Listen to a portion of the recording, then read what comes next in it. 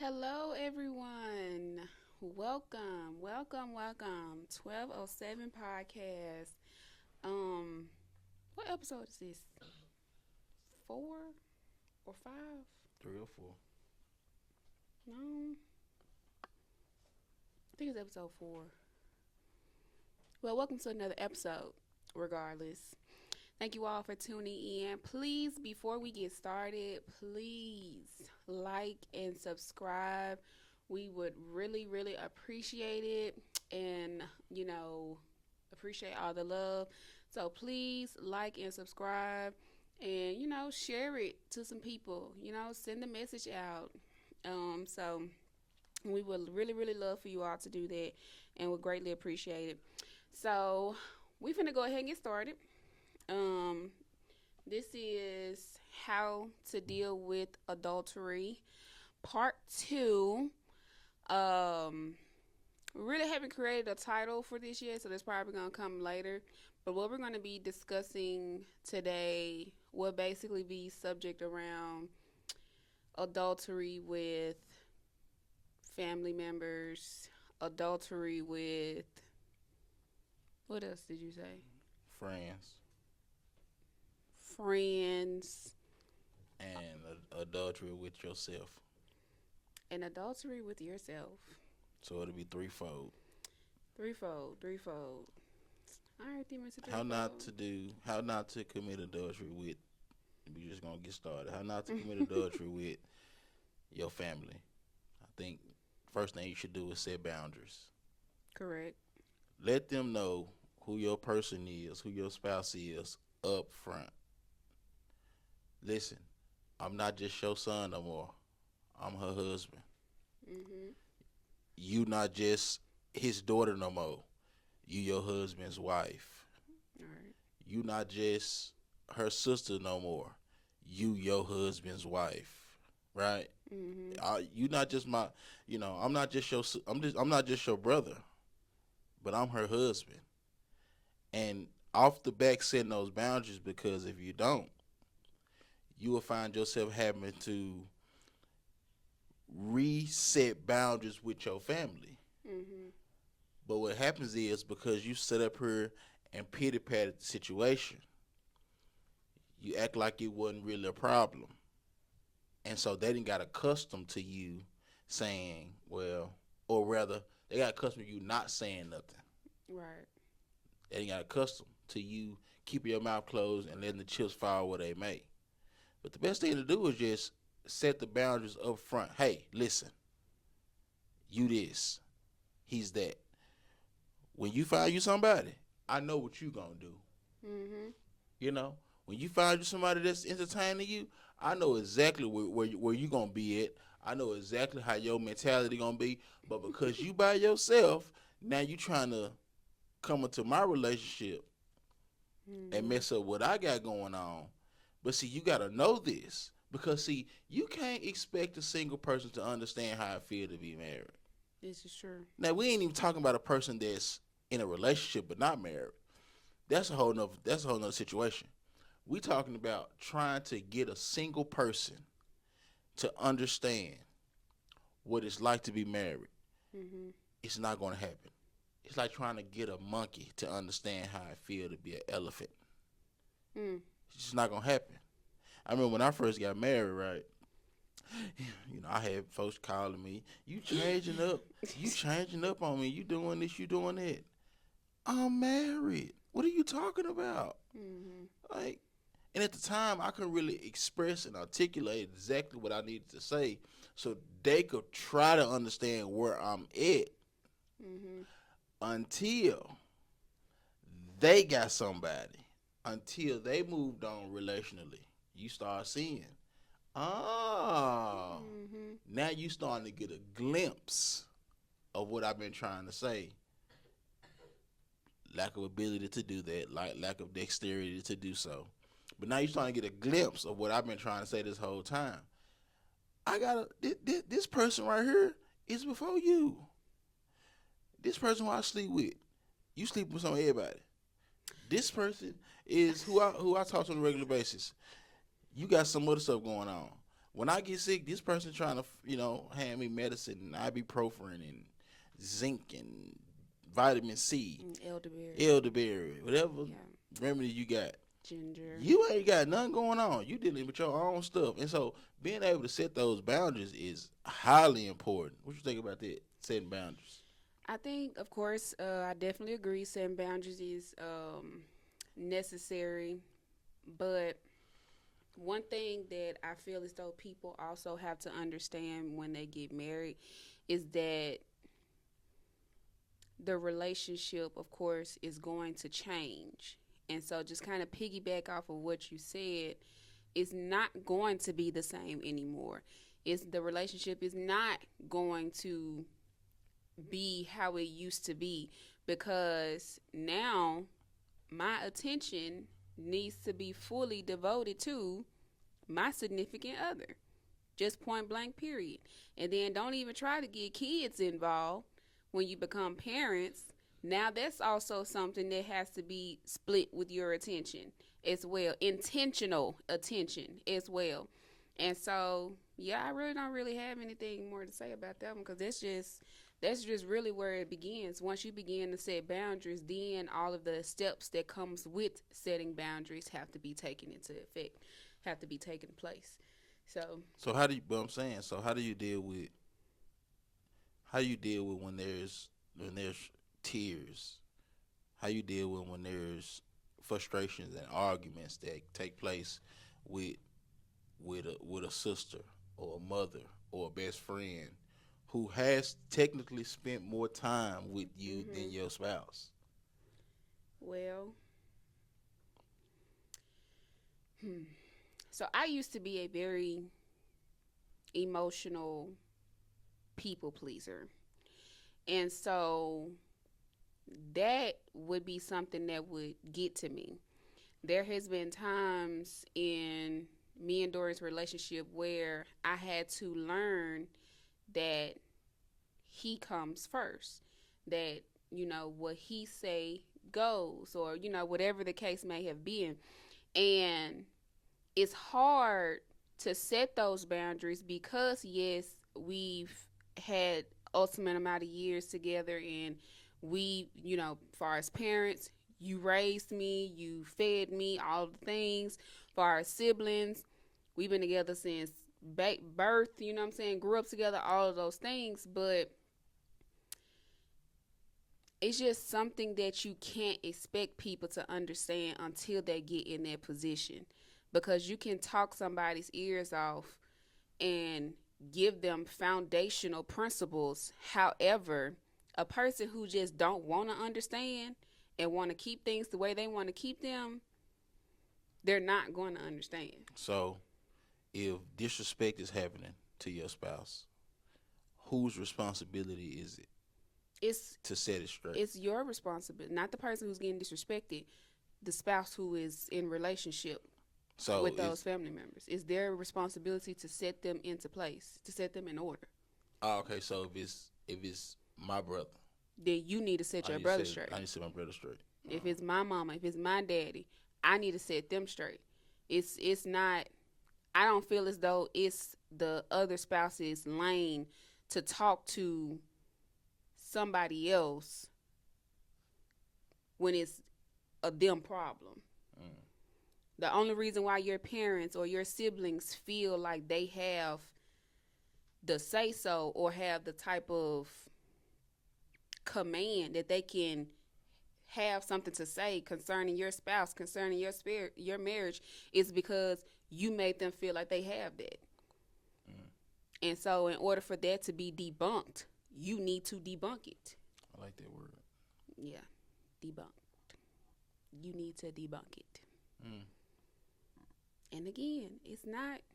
It ain't gonna be a smooth sailing road all the time. All people got family members that just don't. They don't see reasoning. They don't see principles. They don't see it. So it's always gonna be an issue. And so if it's always gonna be an issue, then that's when you gotta step into the separation. Okay, well, if you're not gonna respect who's mine and who for me, then expect me to step back. But you switching up on me if you separate from me once you get married. You switching up on me. Why you switching up on me? As your brother, as your sister, as your mom, as your daddy. How can you so easily switch up on an individual that you spend so much time with? How can you so easily not respect what I love? I feel you on that. Shut that down I quick. mean, that's just point blank, period. If you're going to be like that, how come you do not respect what I love? If you love me, like you say you love me, despite how you feel, despite your opinions, you're going to respect what I love. And if you don't respect what I love, then either you're going to distance yourself, you know what I'm saying, or I'm going to distance myself. And that just goes back to scripture. Who is my mother? Who is my father? Those who do the will of him. That just is what it is. It's going to be hard to please family when it comes down to doing things his way, the right way, marriage, all of it. Those are principles. And so if you don't like those principles, you can't get about and get with it. So what do you think? What do you think? See ya. So what do you think? What do you think this means? How would you interpret this in you know your isms? Okay, how would you interpret this? Okay. That you shall leave your mother and your father and cleave to your spouse. How would you interpret that? You shall leave your mother and your father. Well, leave to me is indicating a separation. And so therefore I Physically, emotionally, psychologically.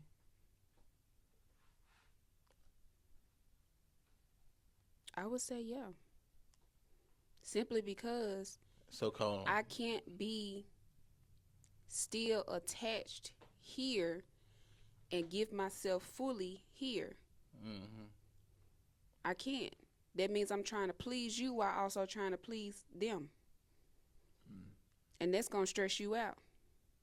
Point blank, period. Yeah, it's most definitely gonna stress It's you going to out. stress you out. And somebody is going to get the shorter edge of the stick, short end of the stick. And since his word says that you shall cling to, attach yourself to, be with your spouse, that is who you should be trying to become one with. You can't. So when we first got married, and maybe a time even after that, and we was living with your mom and daddy. Do you think that you could fully, like, you know, attach? I use the word attach. Just a cleave and cling seems kind of, indirect. So I'm using the word attached, which we know what I mean. So, while we was living with your mom and daddy, do you think that in that space that you couldn't fully be attached to me when you were still being provided for by your father and your mom? So that's a slippery slope with that one, because What you mean by it's a slippery slope? Because I do agree. I do agree that if you do not allow yourself, allow your spouse, your husband, to be the provider for you, and you allowing, you was I'm not saying that you wouldn't allow. So I'm it wasn't saying, that I was. So no, are you saying like I was running to? No, I ain't saying Okay. that. Okay. I'm saying that our situation during that time was we lived with them. It has nothing to do with what you allowed me to do. It was my inability Okay. to provide housing during the time. Okay.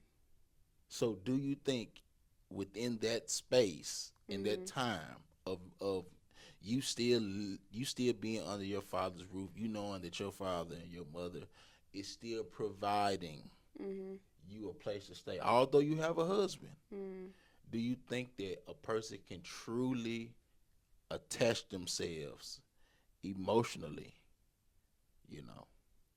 to their spouse when they're still being provided for from their parents, because this happens. Yeah. Maybe not that, but what if, you know, put it like this: what if a man marry a woman whose family's rich? Mm. And so yeah, we come into this environment. I come into this environment, but I really can't offer none to you financially because your daddy got money. Okay, so I don't feel like the situation or predicament that a married couple is in should determine the amount of respect that you should give your husband. I like that answer. Just point blank, I period. mess with that answer. Because things happen, seasons happen. But if my husband, he's not out here being a bum. You know what I'm saying? We're just dealing with the cards that are being dealt to us right now. And whatever cards that may be, whatever situation that may be, that should not determine the level of respect or me feeling like he should not still be the head of this family, this marriage. Point blank, period. And that's something that has to be taught. That's something that has to be learned. Mm-hmm. And some people, it's a struggle. You know what I'm saying? It's a struggle. But it's something that has to be worked towards. Mm-hmm.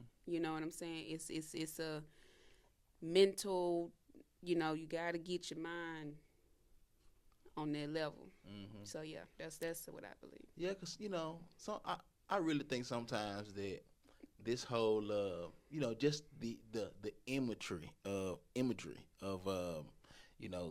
the father walking his daughter down the aisle, Mhm. and it's symbolic of why the father's walking the daughter down the aisle. He's it's like the life's journey that he had with his daughter, Okay. and I am now giving her over to this man. Like Mhm. I feel like that's a lie sometimes. I feel like that's just imagery. That's all it is. It's But yeah. hold on. Yeah. It's a lie because if I had a daughter, I'm be honest with you, I don't know if I can say, my baby, Yeah. my daughter, Mhm. the one I cried, sweated, and bled, and got up, broke my sleep to go to work, and poured in her, and tried my life, tried my best to protect her. I'm just gonna give her over to you. Like I'm not. I don't. I have two boys, right?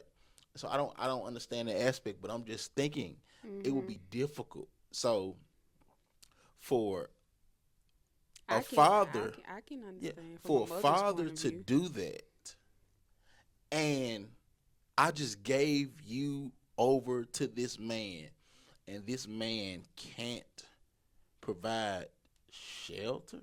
Mhm. This man can't buy his own refrigerator. Mhm. This man, this man can't have his own garage where we can go into. At least have my daughter where she was at before she met you. And you know what I would say to that? Hmm. I would say to that is, did you do that? Like when your wife, dad, brought her down the aisle and gave her to you, did you have all your stuff together?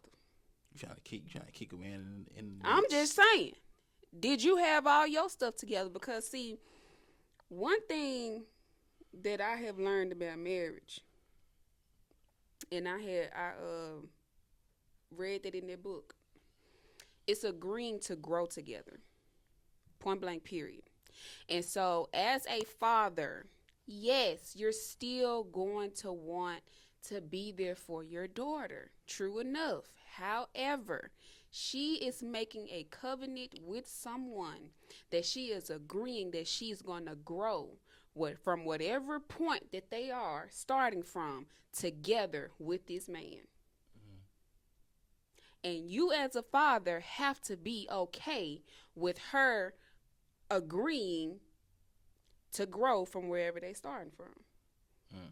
And you have to be humble enough to know and to understand that you too had somebody's daughter and you did not have all your stuff together. Mm. Point blank period. That's beautiful. I mean, I don't think the average man is allotted that opportunity without being reminded of his inability to provide, or his inability to be that ideal son-in-law. You know what I mean? Mhm. I don't like no. If that was the case, that'd be beautiful. You know, like if that could happen like the way you just recently said it, that'd be wonderful. But for a father to see his daughter leave the house and go down instead of leaving the house and walk straight, or leave the house and go upward, I don't think many fathers can do that. You know. I definitely agree that I don't think a lot of fathers can do it. Cause I can remember, you know, too many times that I want to, you know, admit. I can remember being reminded of where I was by a plethora of people in certain areas of our life when things wasn't its best, Mhm. you know. So I think that's why I wanted to bring that up. Just see what you thought about that. But if I'm gonna say this, if you find yourself where I've been, because I'm 30 now, I can care less. Man, keep saying But he 30. there has been plenty of times where I found myself being reminded by a plethora of people that you are not where you should be, or reminding me that, you know, you're not doing so well. Mhm. If you find yourself there, take it to the chin, right? Take it to the chin and let it go in one ear and out the other, Mhm. because things will get better. Mhm. Just don't be no bum. Right. Just don't be lazy, you know. I mean, sometimes it can be constructive criticism, but if you know you trying, if you know you get up going to work every day, and you know you putting your best foot forward, and you know you're actually, attempting to be better and have a better situation for you and your family, let it go in one ear and out the other. Don't give a middle finger sign. I don't even think it should go in one ear. Hey, you got to hear it. Mm. You got to hear it. Don't give the middle finger sign. Give him the ring finger sign and say, "That's still my wife."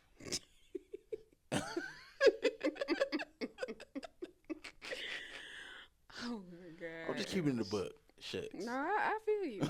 I feel you. What do you feel like the wife's role should be in that?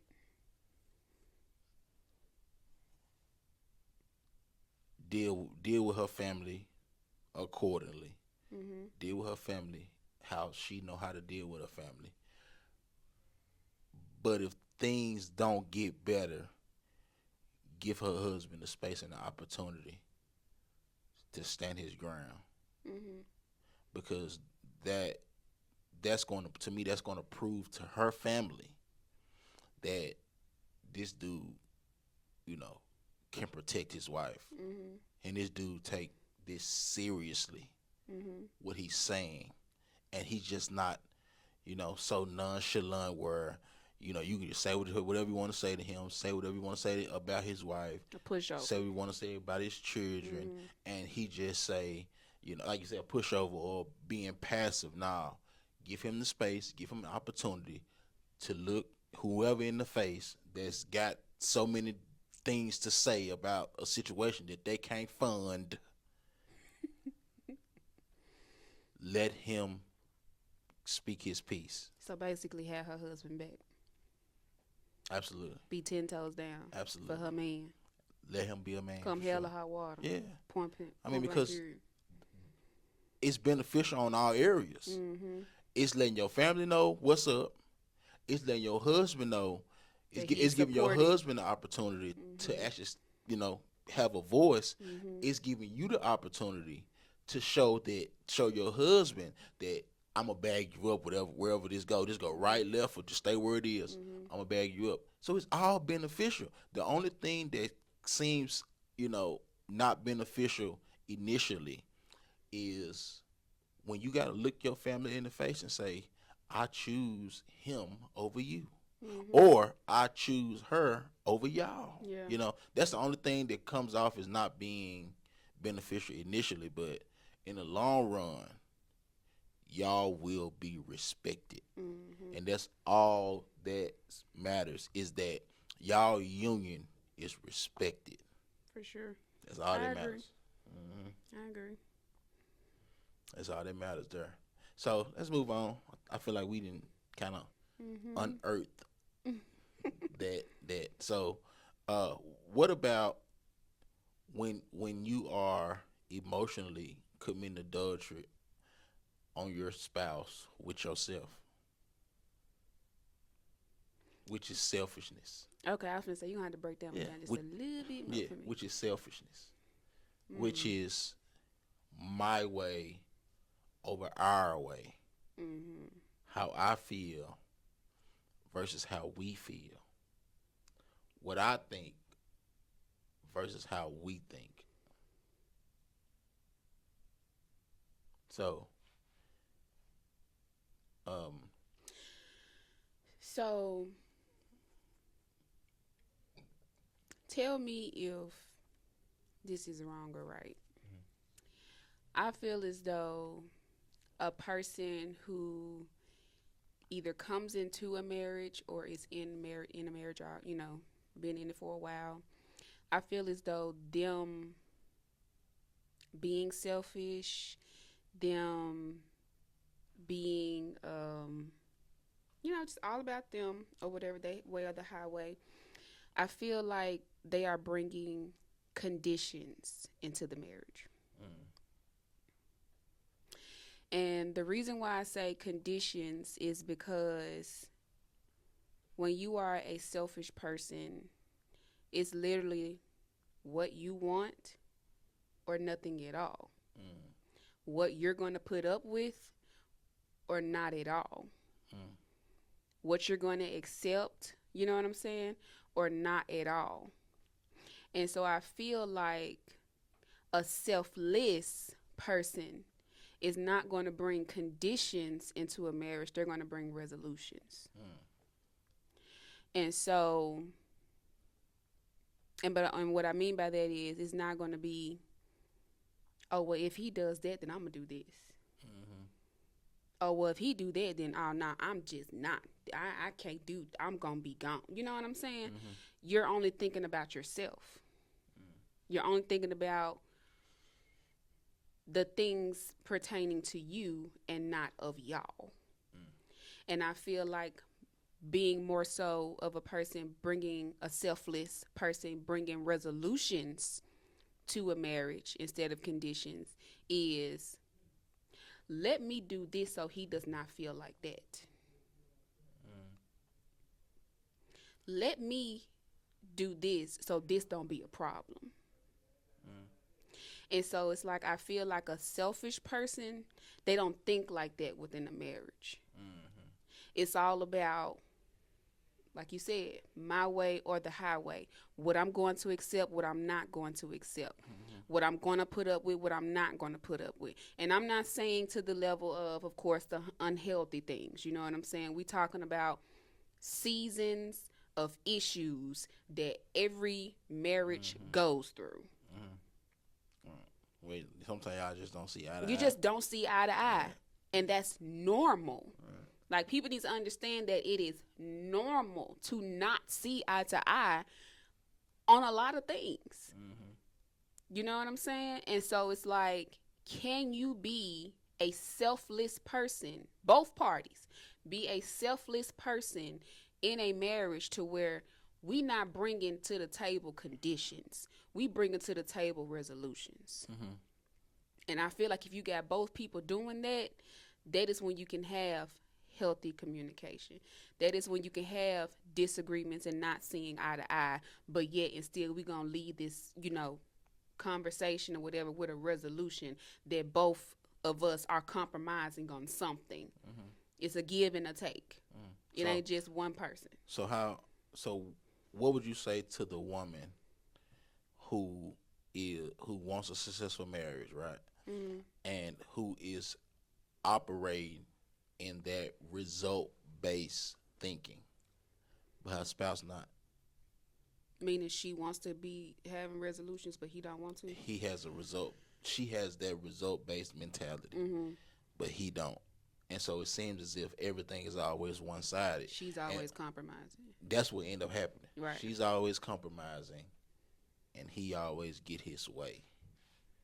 So how would you help her? Like what would you say to her to help her, attempt to balance the scale? Because there's only so much a person can take. Correct. Yeah, not so much a person take for they break or fall into other stuff. Right. Fall into adultery. Mm-hmm. Well, for one, of course, I will always tell people to pray concerning their spouse. And not just no miscellaneous prayers. Be intentional. Be specific. You know what I'm saying? Speak God's word back to him in prayer. And two, once you, like what we said on the podcast last time, we going to pray about it, but we also going to deal with it. How I would deal with it is I would probably pray over myself to not be quick to wrath, be slow to anger, and have some self-control, because I know the type of spouse that I'm dealing with. So I need to operate in a little more patience. You know what I'm saying? And then 3. You got to understand what I'm saying. So what would you advise her to do if she's the only one that has the mentality to not argue? She has the mentality to compromise. She has the mentality to not want to take this somewhere that's unhealthy for their relationship. So, he always saying, and she say, well, you know what? We're going to do what you just said do. When she got a better idea. Right? Okay. I mean, because that's not the kind of marriage that we going for. That's not submission, That's domineering. Exactly. That's authoritative. That's slavery. You know what I'm saying? And so, you submit yourself one to another. She not just submitting to me, but I'm also submitting to her, yeah.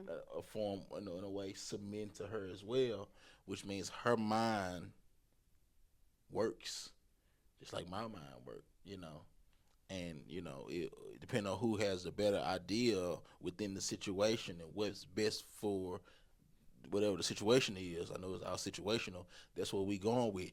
But because you a woman, you don't have nothing to say right here. So you coming from that? Yeah, for sure. I mean, okay. Let me go back to the original question. How would you advise a woman that always have to do the compromising? There we go. Okay. Because, see, I thought you were saying that the woman was the one that always had a resolution far as what she say goes type thing. But, okay. Never mind. What? I'm trying to understand. You said, you the one said at first that she's the one always compromising. You the one brought the word up. That went over my head. Okay. I had a brain fart moment. Yeah.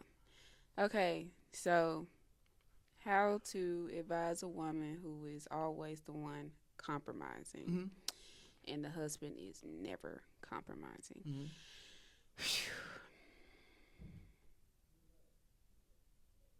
You know, I mean, cause I was just to kind I really don't know, of. Mm-hmm. and I think I don't know because I mean, I understand that's not I've really. never been It's in not that your. Exactly. situation.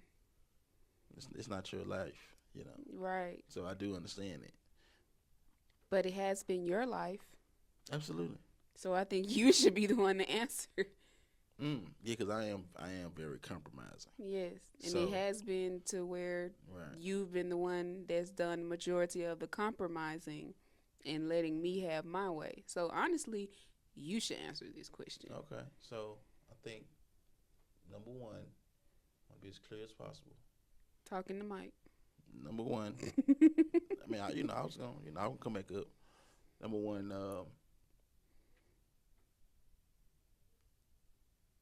and I know it's just cliche, but this point never, can really reach its magnitude of understanding.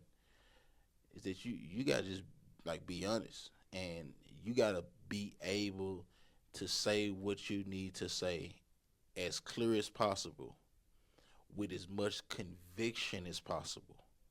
Because, and I believe this, Jordan Peterson said this, that if your no doesn't have weight, Mhm. you you always get stepped on. Mhm. And and I and to say stepped on, you can get stepped on in a marriage. People get beat all the time. Mhm. You know what I'm saying? You can be emotionally abused in a marriage. They say physical abuse is not the worst abuse. It Emotional is abuse is. emotional. It Yeah. mess up your whole mind. Our Yeah. Lennox was talking about that. You Mm. know, Oh my it mess up your gosh. whole mind. You know, and so you put it out there, make it so plain. Like, hey, why come every time we have a disagreement, it got to go your way? Mm.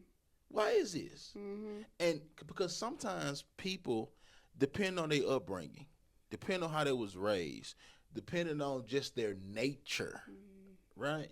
That they don't notice how terrible they are until you put themselves in their face. Yep.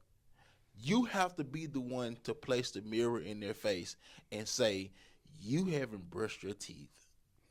You haven't washed your face Mhm. in 3 weeks. Of course, you probably don't smell yourself, but you all in my face just stinking. And so sometimes you got to put it out there and see, being in love is not always lovely. Yeah. Sometimes being in love, things get muddy. Yeah. Things get dirty. Your fingernails get dirty. It's not like after you wash dishes. Mhm. That's the cleanest your nails will ever be. I'm sorry. You can take a shower, bath, no matter.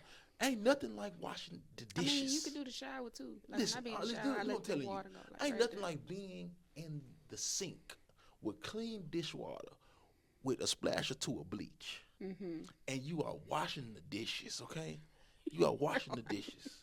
Ain't nothing like that. Ain't nothing like that.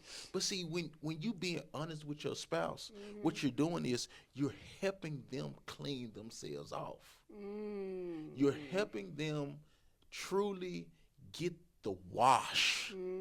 That's why the Mhm.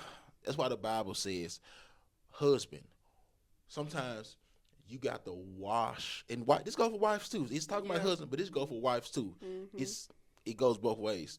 You have to wash your wife with the word. Yeah. You have to wash, and honesty, the truth shall set you free. Telling the truth will wash them. They will truly see themselves. They will truly see how dirty themselves. Why in the world do things have to always go your way? That don't make Mhm. sense. There's no compromise. I have to compromise all the time, but you don't. Mhm. That's trash. It is. And if you keep acting like this, I'm not sure. And just be honest. We're not. We don't talk about the D word here. We Mhm. don't mention D word, but you just say, I'm not sure we will be happily. I'm not sure how long we will be happily married. Yeah. Because if I was to do you the way you do me, Mhm. how would you respond? Right. put it out like there. You know what? You gotta just be honest, okay? Mm-hmm. You gotta tell it how it is because listen, marriage is to emulate Mm-hmm. God's relationship with people and people's relationship with God. I was just finna say Right. that. If Jesus has called us to love difficult people, why do we think our marriage is exempt Yeah, from that? yeah, for sure. Like, that's the constructs of marriage. yeah. The constructs of marriage. Marriage was constituted to be a Mm-hmm. image of God's love for His people, Exactly. and how His people should love God, right? Mm-hmm. And they shall be, I shall be their God, and they shall be my people. The Constitution, I mean the Constitution of the whole biblical text is that they shall be my people, and I shall be their God, right? Mm-hmm. And so it's the same concept.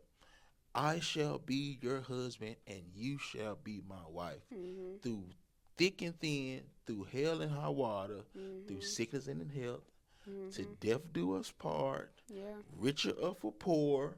Mm-hmm. That's the vows. Yeah. And so being able to just tell how it is and be honest, I am not satisfied. I'm not happy. This is terrible. Like, I ain't got no voice here. Mm-hmm. Listen, I'm not dealing with all this. So just being honest. And with that being said, too, Mm.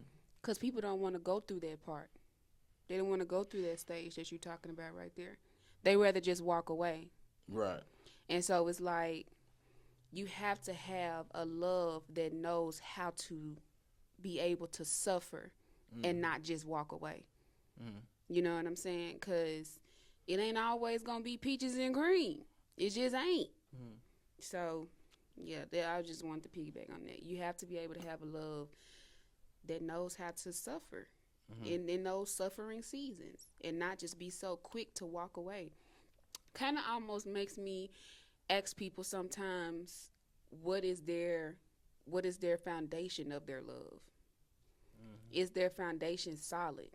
Is their love for that person solid? Because if it's not solid, if the foundation of your love for that person is not solid, anything can come and shake it up and bring it into shambles.